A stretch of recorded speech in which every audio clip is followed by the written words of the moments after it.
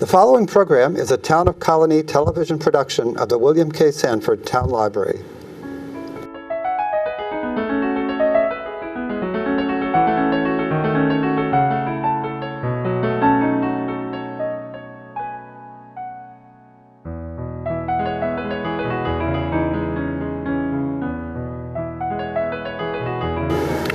Hello, welcome to Meet the Author.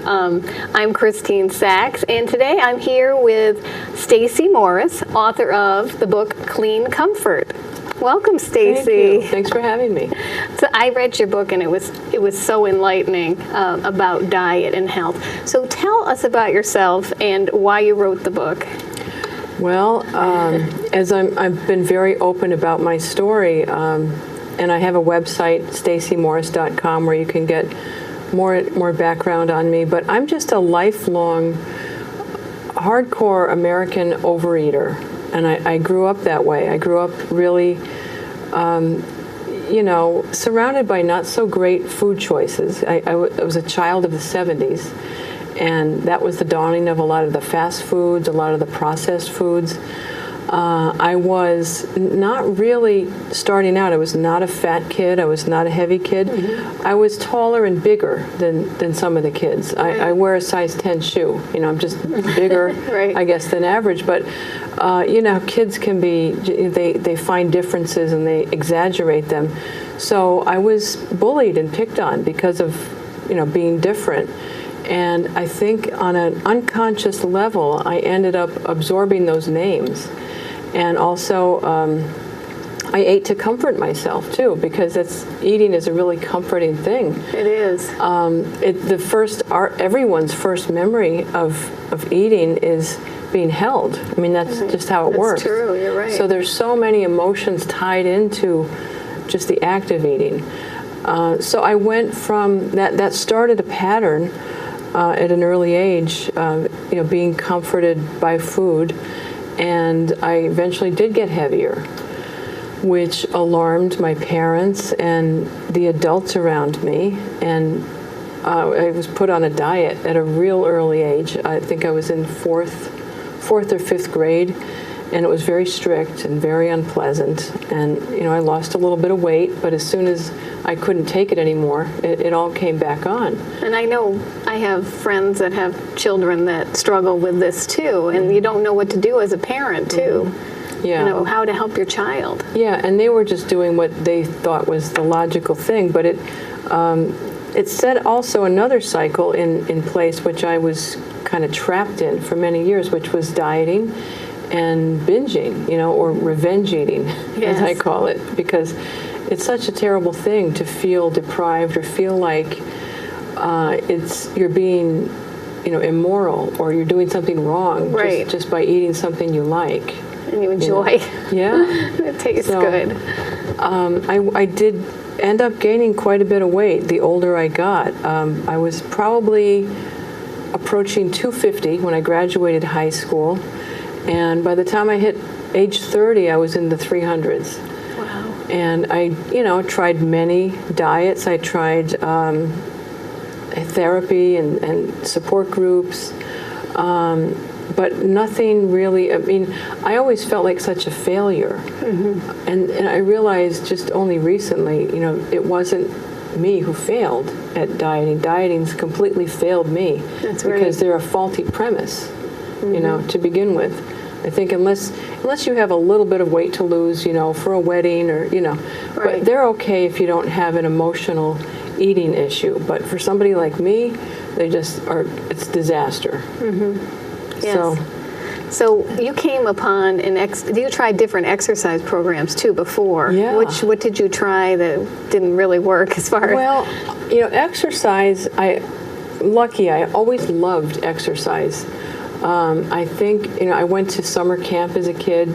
I was just in that environment. I was encouraged to be active. And so I had a lot of positive memories from being active. And I saw that, I don't know if you're familiar with this, it came out in the 70s, that documentary called Pumping Iron, which put Arnold Schwarzenegger on the map. I saw that at an influential age, yes, and I was really impressed by it. Yes. And so in high school, I started doing weightlifting, mostly as stress release. I mean, I was always trying to lose weight, Right. but I ended up liking it. And as I got into adulthood, I just knew I couldn't really do anything about the food, So I said, okay, I'll exercise. Right. And I remember watching. I get a lot of my info and wisdom from Oprah, and as you'll see later in my story.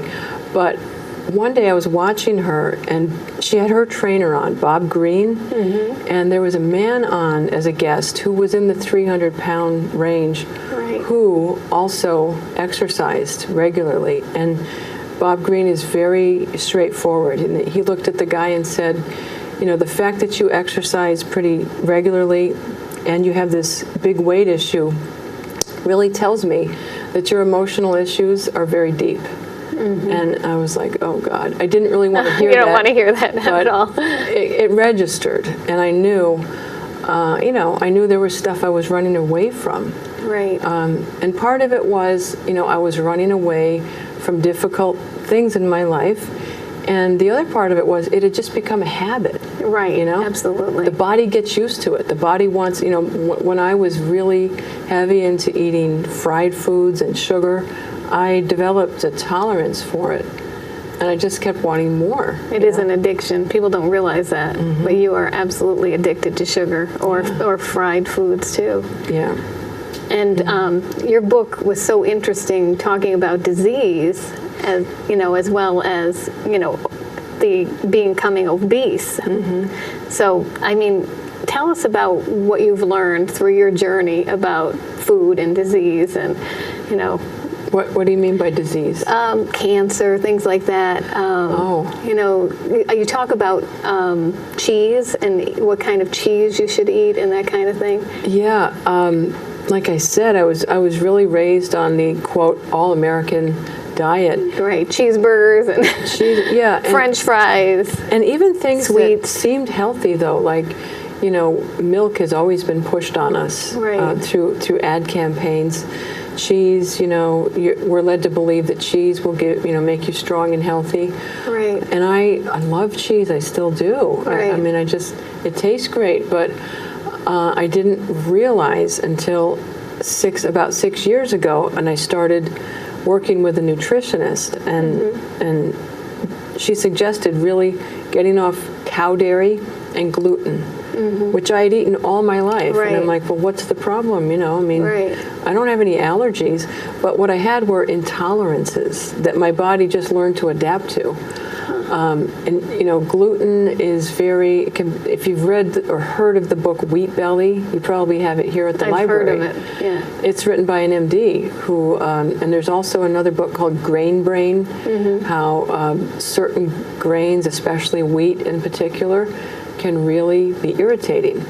And so a lot of my weight, and my all-time high weight was 345. Wow. A lot of it was fluid from the inflammation. Whenever there's inflammation in the body, it responds in a helpful way by sending fluid to the inflamed region, whether it's a broken, bone or whatever. But so I had this, if you see my before pictures Yes. on my website, I looked almost like a sumo. I mean, I was really round. Just blown up. Yeah. From all the fluid. And that was also the dairy. The dairy can really be very irritating, and it made me lethargic. I didn't realize till after I stopped it and got it out of my system how lethargic I was. And I thought I was going to really despise living without, cheese. Right. And it wasn't easy. I mean, I'm not saying it was 1, 2, 3,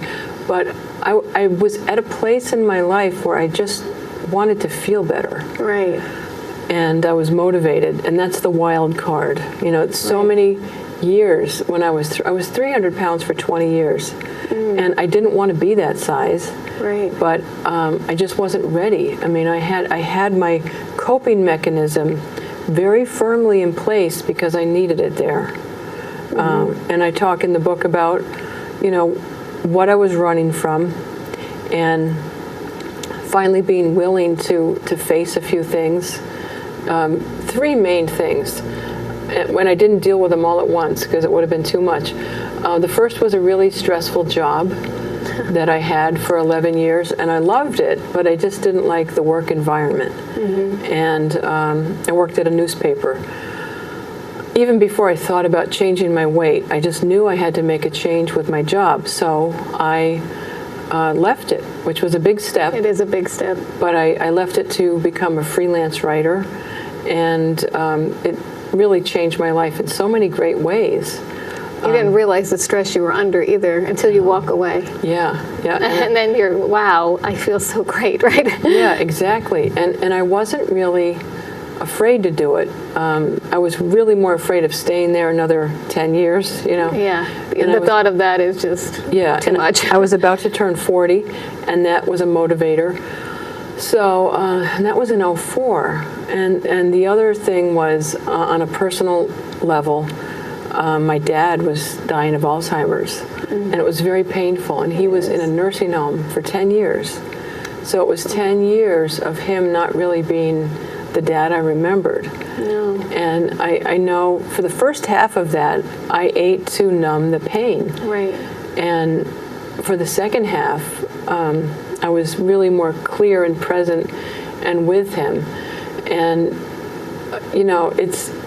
I know it's probably an obvious thing to people looking on the outside, but eating doesn't help. I mean, it didn't help his situation, didn't change the situation, but it compounded the problem for me because I just got heavier and more depressed. And it's like alcohol or drugs, really. The addiction, because it makes your life worse, doesn't make it better. Right. But sometimes, and I so relate to people who write to me now and say that they're stuck or they can't stop eating. Sometimes that's all you have is that bowl of ice cream to make you feel better, to take the pain away. I totally get that. That's why it's an evolution. You don't just wake up one day and say, okay, I'm going to just turn everything around. It's a mosaic. There's no one answer. But work on what you can. That's why all those years I was 300 pounds, I exercised because that was one thing I could do. Right. It didn't solve the problem, but it made me in better health than I would have been had I not done that. Another thing I did was I gave up diet sodas. I was really addicted to that from all my dieting years. So bad for you on so many levels. I try to read labels, and I'm all about the chemicals and what we're putting in our body. Because my mother passed away with cancer, and you're like, what is it why are we all getting cancer? Why are we all sick? And then you look at the labels, sometimes you're like, maybe this is it. Yeah. But also, it's going to put fat on you too, right? Yeah, and it doesn't really. I started to get interested. And this was a long time unfolding. It wasn't overnight. I got interested in what was food and what I drank. What was it doing for me? Right. It couldn't just taste good. Diet soda, I don't even like the taste anymore. No. But I realized after I cut back on it, it wasn't really quenching my thirst, And I did a little research, and I realized there's nothing better than water, or herbal tea. I do a lot of herbal tea. So I started with that. And that was what I was able to tackle at the time. I had the stressful job. The other thing in my personal life was I was in a long-term, 20-year unhappy relationship. And it had become, and he wasn't a bad guy at all, but we just weren't right for each other. Right. It was more like we were brother, sister, but I was really lying to myself and to the world, putting on a pretense that we were a couple. Right. And I did not realize how damaging that was for me to lie to myself. And I didn't realize to what extent I was lying to myself till I was one day kind of able to and ready to look at it. And I think life allows you to do that as you're ready. That's right. You don't have to tackle it all at once. That's what I keep telling people. That's right. Yeah. It's overwhelming. Yeah, the main thing is, even though my book, and there's the before and after on the cover, and the weight loss is a big thread through the story, but what I tell people is it didn't start with the weight loss. It started with me befriending myself and healing myself and starting to love myself no matter what the scale said, because I did have 200-pound weight losses in my 20s. Wow.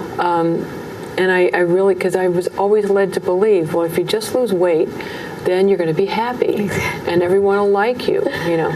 So I got the weight off and I didn't feel any different inside. No. And I was thinking, okay, when does the happiness start, you know? I thought that was all it took. And I was so, you know, disillusioned that Absolutely. that wasn't true. Right. Then I put it back on. So this time around, I knew what pitfalls to avoid. I knew what delusions not to buy into. And I did not want it to feel in any way like a diet.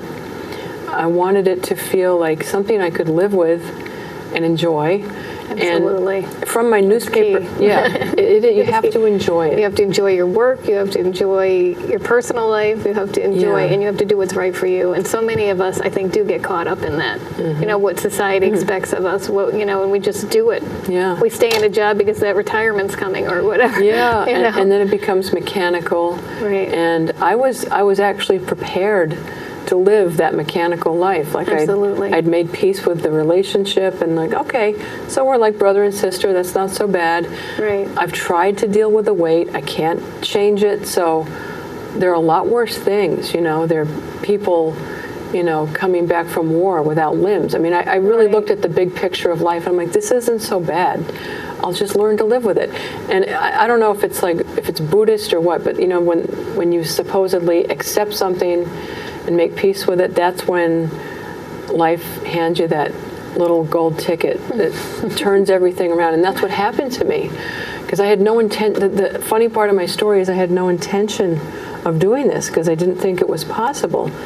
And on my website, there is a video section. I have a YouTube video that tells my story in photos. And it zeroes in on that moment when I'm watching Oprah in January of 2009, and I'm on the couch. I just learned about my all-time high weight. I had just been at the doctor, and I just wanted to kind of zone out.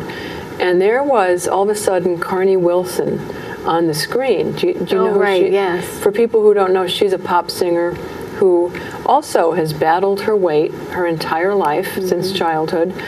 And I always considered her to be like me, kind of like, well, kind of hopeless, you know, like this is it. And she looked so amazing. She was, you know, thin, but she was also really happy looking, and she glowed, and it just flooded me with hope. I can do this. Yeah.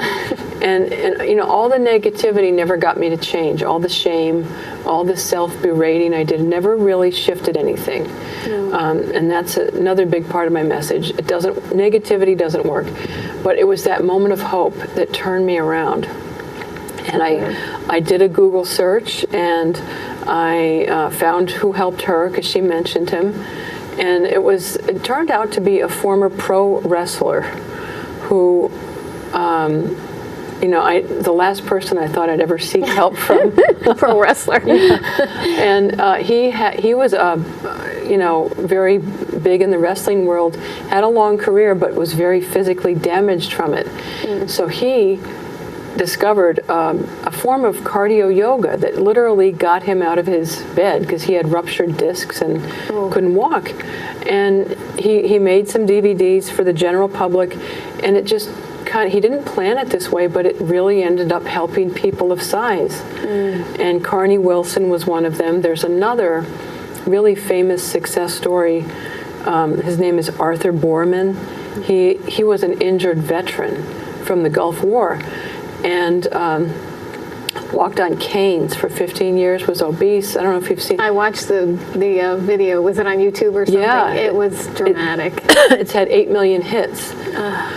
So, and the doctors kept giving him medication, and then it was just like such a vicious cycle that he was going to be an invalid or walking with canes and just unhealthy his whole life. And when I saw his video, I saw him doing the yoga, and he would, in the beginning, fall over and topple over, and he just kept getting up. So I knew that this was not a gimmick, that there was no magic, there was nothing shady about it. And I knew I would have to do some work, you know, and that's really what it takes. And I was ready for it. But I was worn out by all the dieting world promises. I did everything short of surgery. I never had gastric bypass because it just didn't feel like the right choice for me. And it doesn't always work for everyone, as you see on the TV shows and all the time. I know people who've had it done, and it's very major. It changes your body forever. You really have to be informed and prepared for the consequences and the things that are going to be different forever. So I was ready to work hard. I didn't mind doing the yoga. Like I said, I didn't make all these changes at once. It would have been overwhelming. In the beginning, I worked on mastering some of the DDP yoga moves. Now, how did you do the DDP yoga? Did you watch videos or YouTube, or did you go? DVDs. I ordered the DVDs, and there were things I couldn't do, but he always says modify. Don't worry about it if you can't, fully do the move, or you can't do any of them. Just do what you can. Well, that's so good to hear, because when you do start exercise programs and you can't do it, you do feel like a failure, and you sometimes abort. You say, well, it's too hard for me. I can't do it. Right. Well, and this was not designed to be like, some yogas are very, very intense and very, the people look very acrobatic. Yes. To me, this, as far as yoga goes, because I've done different varieties, this is very doable. He makes it really work for the everyday person. That's good. And I did it at 345 pounds. That's great. Yeah, and that's the problem too. When you get to be of size, like you said, then you can't do all these moves that they expect you to do. When you go to a class of Zumba or whatever, it just doesn't work. So that's great. Yeah. So I did that, and my immediate goal when I started was just to give up my most damaging binge foods. I took it in gradual stages. Because I knew if I got too strict, too fast, it would backfire. So what were your top most damaging binge foods that you got rid of? My favorite, and this is what I was eating when I was watching Oprah that day. Yes. Potato chips with clam dip. Because I do have a sweet tooth, but I'm a savory person. Right. I love salty things, So that's pretty much what I lived on. Wow. I really lived on it. And like Italian bread with butter, I love stuff like that. And I just knew the white carbs were not doing me any favors. It's almost like eating sugar. That's the way your body processes breads and any of the white stuff. That's true. I just said, Did you give it up gradually, or? Yeah, very well. Gradually? I gave up the binge foods. But I had to have things to look forward to. Right. And I still do now. I do my own version of chips and clam dip, but I do Asian rice crackers instead of potato chips, and I do vegan cream cheese with a can of clams, and it's not the same. I'm not going to tell you, it just tastes just like what I used to eat. No. But there's a trade-off, Right. In return, I don't feel hungover, and I don't put weight back on. And I do it when I really want it. I've got to really physically crave it. I make sure when I get these cravings now that I'm not running away from something, that I'm not stress eating, and I allow myself treats, because that's what keeps me happy. That's right. Long term. And I lost 180 pounds having stuff that people would be like, how could you lose weight? Eating cupcakes or eating my other favorite, fried chicken. And I still have that when I really want it, but now I have it with a side of vegetables instead of biscuits, and mashed potatoes. It's all about balancing, And before it was all or nothing. I'm either going to have everything I want, or I'm going to be like white knuckle dieting. Right. And I realize there's a middle road to be found, and it's going to be different for everybody. Everybody has their own preferences, their own triggers. I am a person, I've never been big on salads. I just don't like cold salads. And they don't really fill you up. That's what I find. I just find I can't eat salad. I'm a carb eater, unfortunately, and a gluten eater. But I just feel full. But you substitute other things that fill you up too. Yeah, it's important. I knew I couldn't eat exactly the way I used to eat, like just for my taste buds, because that wasn't really doing my health any favors. So in the book, I I have a lot of recipes for vegetables, but done in a more comfort food kind of a way, you know. That they're kind of warm and nurturing. I have a broccoli chev bake that's really good. I mean, I'm all about sneaking the vegetables in, Yes, so you can absolutely. enjoy them, you know. And they are delicious. Yeah, I put them in soups, but just for me to sit down to a bowl of lettuce just never did it for me. No.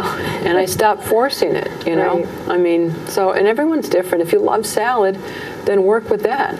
You know, Yeah. you got to work with your preferences. I thought it was really interesting when you spoke about the cheeses, because I've heard from another friend who lives in California who's vegan that the element that's in the cheese, I don't know if I'm saying it right, caseinate or casein. Casein. Yeah. There was never cancer before that came around, and then now. So I'm just interested in that. But you said to use pecorino cheese. I don't know if I'm saying it right. Well, pecorino, Yes. which is so my nutritionist said cow dairy because it's something about the enzyme composition.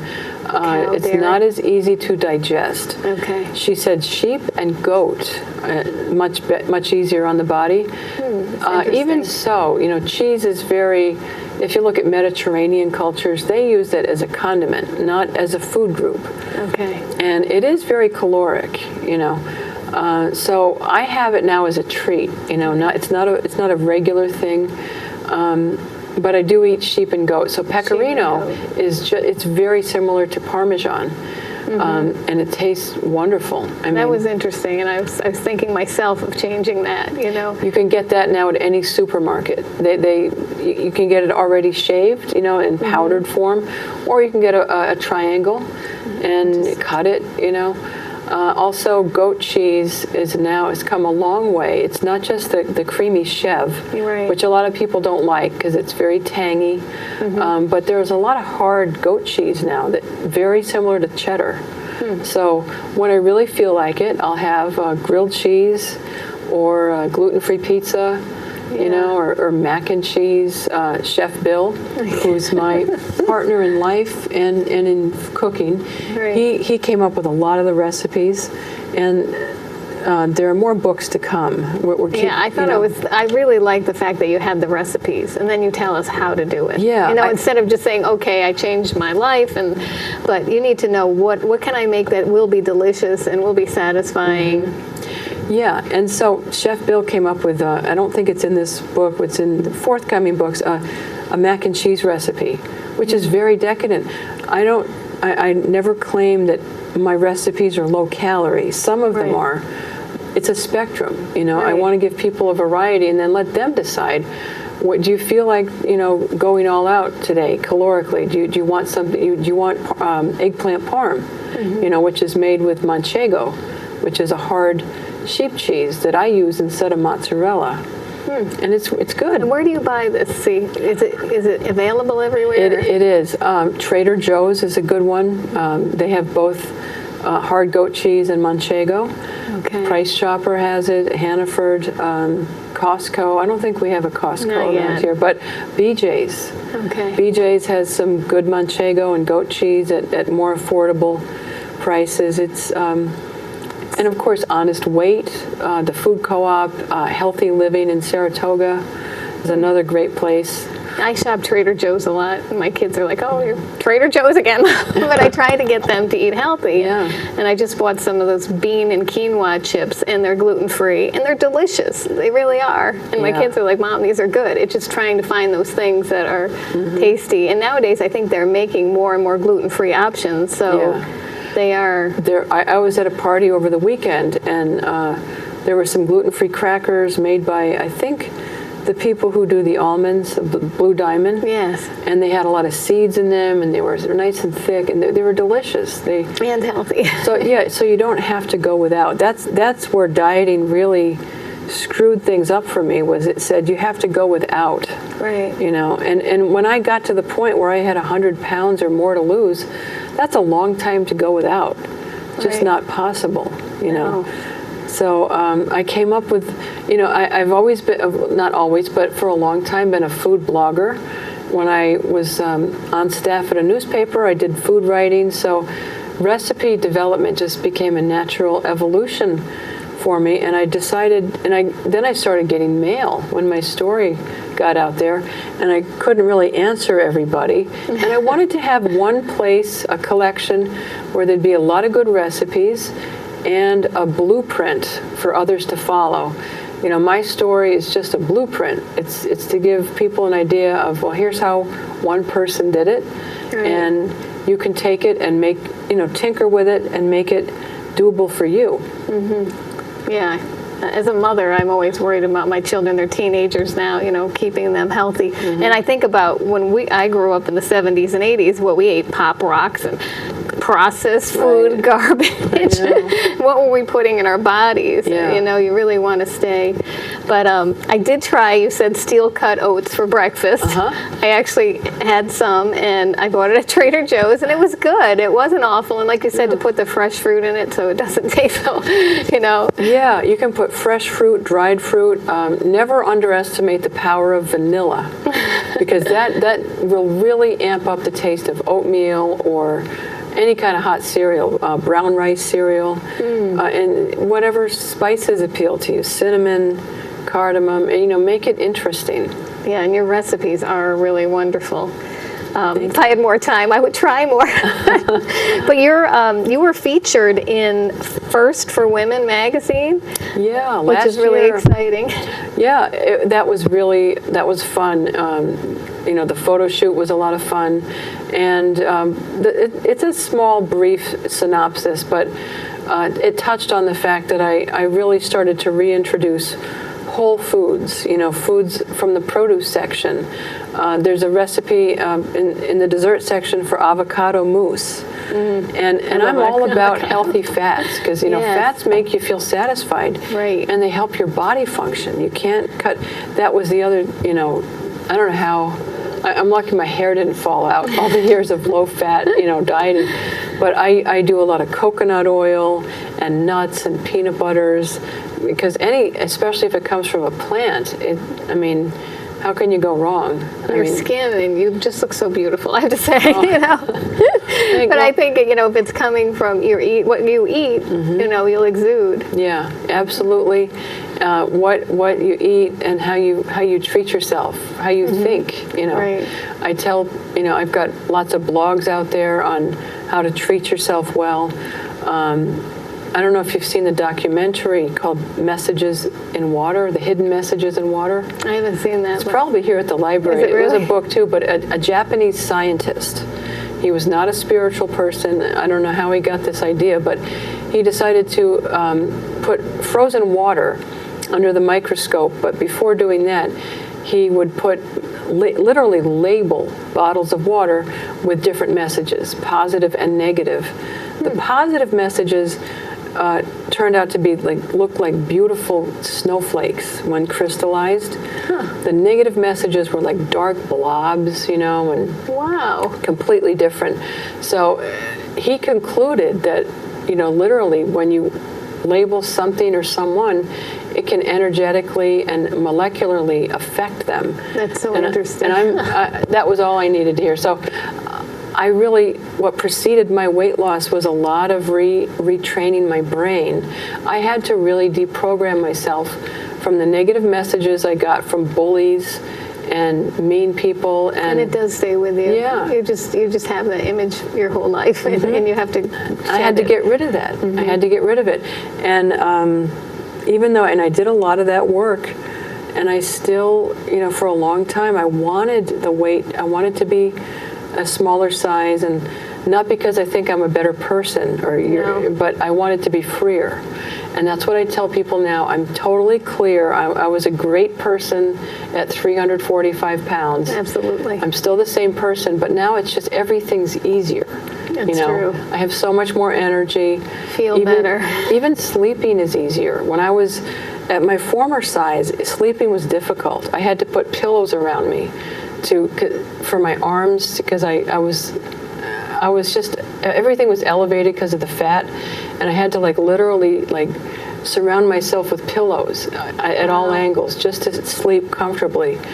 And that's not fun. No. It's just not fun. And then, maybe going to the amusement park, did you have trouble there, or buses, or, seating? Yeah. I just did an essay for a newspaper on how, when I was freelance writing, I did a lot of travel writing. And it was tough when I had to take a plane ride.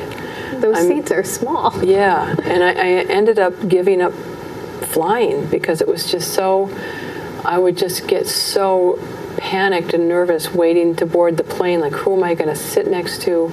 Are they going to be okay with me? Am I going to fit?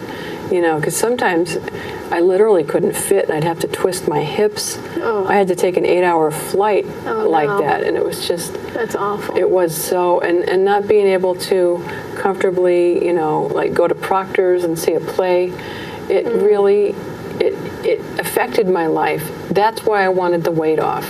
Right. Not because of, I do like wearing, now I can wear color. Pretty clothes. Yeah. And you can look beautiful. That's and great things, too. But it's part of being a woman. I think we love that. Yeah, I can be a little more girly now. Yeah. Before it was black, always black, head to toe, even in heat waves. And, yeah, it's because you just think you're thinner and nobody's going to notice anything if you're wearing black. Yeah, I really did. And this picture on the cover was actually my before picture, because it's such a good picture. Right, I mean, it really illustrates. That was taken after I had dropped 50 pounds. Really? And I in my mind, I was like looking all thin and great, but that's how, like an anorexic thinks that they're fat. I really thought, I have no problem. But then I would get confronted with reality whenever I would have to, like if I saw a chair, like that folding chair, or get on an airplane, then reality would come flooding back. But it was like, and I understand why I did it. It was sort of a defense mechanism, because I was just so like underground. And now that's the other great part, is I don't live a life like that. I don't live shying away from anything. That's the other part. In addition to healthy eating, is I have to always kind of be aware of my emotions. Absolutely. And not run from them. Yeah. That's how I keep it off. I put a YouTube, it's on my YouTube channel. And what is your YouTube channel? So if people want to... Yeah, if you go to my website, staceymorris.com, there are places you can go to my Instagram, my YouTube, Huffington Post. I write blogs for them. So it's all there. It's all right at the top of the page. So people get out there. Yeah. But I did a YouTube video. I was very inspired to do this while my dad was still alive. And in this 4-minute video, I'm in tears. And I just visited him, and I'm like, it's so painful to see him like this. But I have to be honest to myself. Absolutely, and feel that emotion. Feel it and acknowledge it, and acknowledge that there's nothing I can do about it, and that's frustrating and sad. But that's sometimes all it takes. It's just being honest. That's true. You don't have to solve. Sometimes some things are unsolvable. Right. But if you can just be honest about how you're feeling, how I'm feeling, I knew that was part of my maintenance. It was essential. That's right. Instead of just eating the food, and then that would be your So when I have the treats, like when I have an oatmeal scotchy, which this is in the book, and it's not health. Not all of it's health food, but it's so important to have treats, and it's psychologically. But it's not chemical either. Like all your everything in there is not processed. Right. I use gluten-free flour. I do use butter. If you're vegan, you can use Earth Balance or whatever oil you like to use. And there's sugar in it, but it's coconut palm sugar. And where do you buy that too? That, I think you can get that at supermarkets now. Definitely Trader Joe's, Honest Weight. Okay. It's sort of brownish in color. It's got a really nice deep flavor. And by the way, I got this recipe, I adapted it from Nestle, who they're the inventors of oatmeal scotchies, but I use half the sugar they recommend. Bill and Zach love it. They don't, and there's enough sweetness in the chips too. I think the American palate has gotten really out of whack with how much sugar we think we need. And I promise you, You're going to find these really wait to try them. nice and sweet, you know. Since lunch didn't really happen for me here today, you so go. this is going to be. Yeah. So when I Wonderful. want one of these, I make sure I really, This looks delicious. want a treat, and it's sort of a biological craving, and I'm not running away from life, and then I have it. Because I spent the first part of my life literally food. Good. Really like good. it? Really good. Yeah, so Really good. it's not what you would call diet food, but what I don't do diets. I do. You listen to your body. You decide when you want a treat. That's dignity. And it's up to you. Nobody else.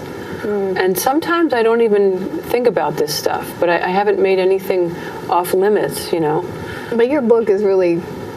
After I read it, I was like, I have to change things. I just felt that way. I have never been overweight, thankfully. My father had good genetics, and I inherited them. My mother, though, struggled with her weight her whole life. And once I hit menopause, I'm sure I probably will, too. Oh, yeah. But just changing, not for that, but just to feel better, and to Have look more energy. better, and to be happier, because how food affects us in so many ways, and to make sure my daughters who are growing up, are healthy and so I'm going to take your recipes and I'm going to try a lot of them, especially now that I've tried this. It's delicious. And after we get off camera, I'm going to finish it. And there are recipes in there that are very low calorie, cleansing. I want to put the whole spectrum in there. And some of the healthier desserts aren't for everybody, but after I hit menopause and everything changes, I really needed to cut back on the sugar because I couldn't get away with as much. Yes. And my sister says, she's older, she's like, just wait. I'm like, oh no. But there are ways around it. But I put those recipes in, and some of those are made from lentils. I have peanut butter cookies that are made, actually there's a flourless peanut butter cookie, which is just peanut butter, eggs, and sugar. But I make cakes out of lentils because it's fibrous and it's lower in sugar. And I give the option if you want to do stevia and have no glycemic spike. But if you don't, I recommend coconut palm sugar because it's just better for you. Wow. And it's made from coconut and palm? Is it? The palm tree, somehow, I don't know what part of the palm tree, it might be the coconut. It's natural. It's natural, and it does not give you the insulin spike that regular sugar does. Really? That's and it's more interesting. expensive, but it's worth it. And I put the healthier desserts in for those people who want to have a treat regularly, like every day, and not have it, not have it accumulate, so to speak. Right. But this is for like more of a special occasion. But it's up to the individual. It's good. It really is. It's delicious, and I'm going to try more of your recipes. You've got to try the ice cream. I put ice cream in there. It's made completely of frozen bananas. Again, Bill and Zach flipped. They couldn't believe it. So delicious. Healthy. Because you're an artist too. You do make these recipes delicious, so you're not just getting recipes that don't taste good for selfish reasons. Because I had to like what I was eating long term, or else it just wouldn't work. Yeah. So I urge anyone that wants to lose weight, change their life, to read this book. Yeah, and it's for anyone. I know. I don't want just people. Me. I don't need to lose weight, Right, thankfully, but I want to change the way I eat and the way I feel, and all those things. And you don't have. You can explain if you ever give this as a gift. Don't be insulted. This is about healthy eating. It doesn't necessarily mean you're, saying you need to lose a few pounds. I eat this way now, and it changes your life. Yeah, and I'm more clear-headed. That's what people say. A friend of mine said, you know what the difference is in you? You were always sleepy before. Yes. And I would be like sort of on the couch, literally half awake, slumped over. Right. And now I'm just so much more alert. Engaged. Yes. Yeah, engaged with life. And that's so important. Yeah. And as we get older too, our brains are not what they used to be, so this it will help. And you actually wrote a letter to Governor Christie. Yeah, I did. But I'll tell you why. I need to explain why. And he was nice enough to write back. But I saw in the news that people were noticing he was just getting too many questions about his weight. when it was really a press conference about, the issues of the day. It's like, why, it was starting to feel inappropriate. And I know what that's like. As a kid, everyone was obsessed with my weight. I never got a break from it. So, and I also had heard that he was down about 50 pounds and trying to, improve his health. So I sent him a book saying, you shouldn't have to answer those questions. I've been there. Right. I've walked the same road, and I know you're trying to be healthier, so here's a cookbook, you might want. And he wrote back, saying thank you for thinking of me, That's pretty basically. amazing. That really is. I thought that was and pretty maybe cool. that will change his life. And if I have friends that have children that suffer like you did as a child. Maybe they just cooking these kinds of recipes and changing the way they're cooking at home would help their child without letting them know or making them feel bad. Yeah, that's a great start, changing ingredients, and also just plenty of positive reinforcement, which I didn't get as a kid. Right. I mean, that's just the way it was back then. You're beautiful, you're wonderful. Yeah. You have to, that's the best thing you can do for kids. Right. Is just tell them that they're wonderful, that they're perfect as they are. Fred Rogers, Right. he was ahead of his time. I like you just the way you are. That's right. That's the best thing you could say to a child. Right. As they're forming a concept of who they are. Yes, and there's so many negative things in the media right now of, everyone has to be thin and perfect and, it's just, we don't live in a perfect world. And I'm not thin, I'll never be in a bikini. And that's just my build. Part of it's my age, Right. And that's fine. I am so happy to be where I am. Absolutely. And I've stayed here for 5 years. That's fantastic. So that tells you I've really hit something that works for me. That's right. 'Cause I see so many people that go up and down. They can lose tons of weight. And that's hard on the body. That's very hard on the body. I was actually better off staying in the 300 pounds for 20 years than going up, down, up, down. I'm not saying that was ideal, but I know people, who have had strokes, and you're really at risk if you yo-yo. So I just got off that. I got off that whole wagon and just, said, if I can't do anything about it, I'll at least, and I did have a lot of fun eating. I'll admit that. It was fun. But, there was a consequence that went with it, which I ultimately had to admit. Right. I didn't want to admit it for a long time. But I'm so glad that you're here with us today. And I urge people to read this book. It really changed my thinking, and I'm sure it will help a lot of people. And I'm so glad you wrote it. And thanks for having it at your library. I yes, really it will be appreciate here at the your Colonie support. Town Library called Clean Comfort. Stacey Morris. You can check her website too. Yeah, and you can get it on my website and on Amazon. Yes, it's available Kindle and hard copy. Okay. Yes. And it will be worth your while. So thank you so much, Stacey. Thanks so much for having me.